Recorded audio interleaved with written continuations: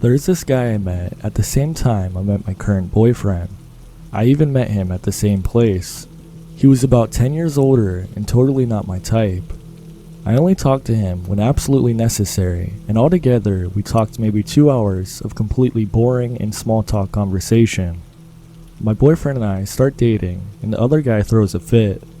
He follows us to a club. I notice, I freak out, and run to the bathroom with a girlfriend. My boyfriend goes up to him and talks to him. The guy starts acting like a 5-year-old and throws a temper tantrum and even cries. We leave, and about a month later, I find a creepy love letter in my mail. He had delivered it himself. That creep had followed me to my door and found out where I lived. Fast forward 1 year, and I no longer frequent the place I met him because he basically lives there. Apart from a few awkward, unavoidable run-ins in the city, there was nothing, until exactly a year after I started dating my boyfriend. I get a card in the mail, and he delivered it himself again. He was asking me out as if nothing happened and as though we were dating. It was a whole year of no contact. I ripped up the letter and threw it out. We moved, and the summer we did, I started noticing the guy at the mall.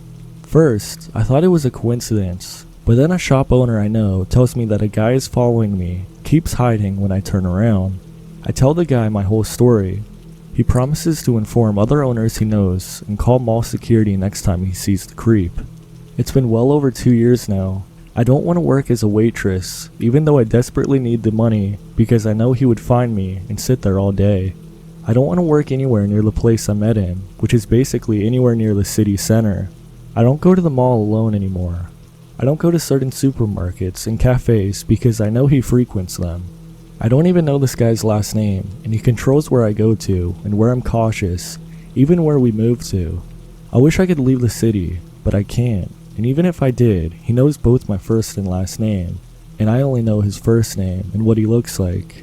He can find me easily, and it's going to be even easier once I finish university, since I aim for a university teaching position, and they display your info on the internet.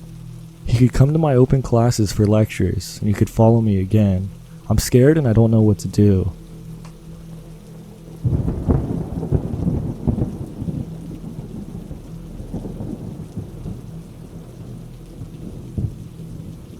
I had a friend from high school who definitely fits into the stalker territory.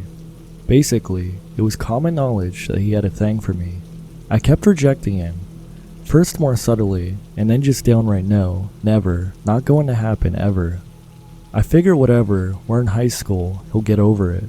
Eventually, I'm in my senior year of college, and his sister goes to a university a bit south of mine, whereas he's a bit north. They ask if they can meet up at my place and stay the night so we can all get together and visit again. I told him that sounds fine. Things go pretty well, and eventually, they both leave. My roommates have some of those magnetic letters they keep on the fridge, which I don't pay much attention to, but the morning after he left, my roommate is obviously reading something. She turns to me and asks me if I wrote this. I read it, and it's this ridiculously over-the-top love poem. I'm immediately horrified because I know exactly where this came from, and my roommates are having the time of their lives laughing it up while I'm sitting there in shock. A few days later, I got an email from the guy. He talks about the poem and how he woke up in the middle of the night and saw me reading it and how hot that was or whatever. I'm trying to figure out how in the world he could have seen me reading a poem I never saw until after he'd already left, when I remember that his sister had dyed hair in the same color as mine, so without his glasses he must have mistaken her for me. More time passes while I try to avoid the guy in the hopes that he'll get the message that I'm not interested. I started looking at jobs abroad for when I graduate. The guy sends me this email about how if I'm going to move abroad, we really need to get married so that he can justify following me to his parents. He goes on and tells me he needs me to support him when he does follow me because he has no desire to learn the language of the country I'm planning on going to. It develops into this ramble about how he hates characters in TV shows who do the whole, I just want the person I love to be happy, whoever that's with, because he thinks it's more logical for them to just kill that other person and narrow the love interest options. Really weird and confusing. I reply to the email, completely pissed off and more creeped out than I ever have been in my life. He seems to get the message, he apologizes, and I cut off ties as best as I can. He gets a girlfriend. I figure this is good, maybe he's moving on. She adds me on Facebook and starts talking to me. She goes on about how amazing he is, and I'm really missing out. I tell her I'm in no way interested. She goes on about her other boyfriend back home, and how all 4 of us could get married together on the same day. Completely disgusted, I block her. It's been 3 years since then. Now he's back in my hometown, moved in with the other 3 close friends I have from high school. They seem to think he's finally over it, so I can only hope this is true.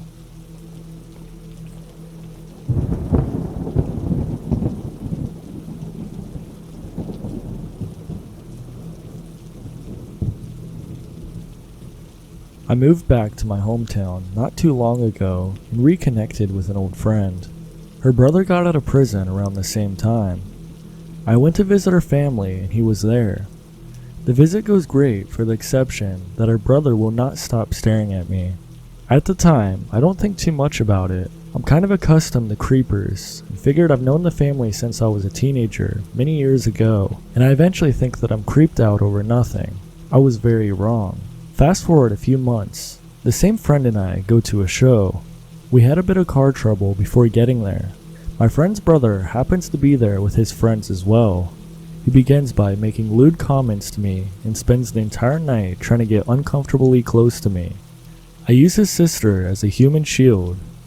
After the show, I get separated from my friend due to the crowd. Her brother, however, finds me right away and tells me that his sister told him to give me a ride since her car is acting weird. I refused and he is trying to pull me towards his car. I yell for him to let go and grab the attention of some nearby good guys who come to my aid. When my friend finally finds me, I tell her what happened. She lets me know that she never told him to give me a ride. 2 weeks later, I begin to get really weird texts from her phone. I call her mother's landline and she asks if I have seen her daughter's phone as it's been missing. I tell her I got some text from it and she told me she will call me back. In the meantime, I figure out it's her brother and he won't stop texting and finally calls. He says to me, "I'm in your neighborhood, I'm coming over and you better let me in." I hung up immediately. I called his mom back and let her know what is going on. I look out my window and there he is in his car parked across the street. He's just sitting there, and I could see him talking on the phone. It looks like he was screaming into the phone.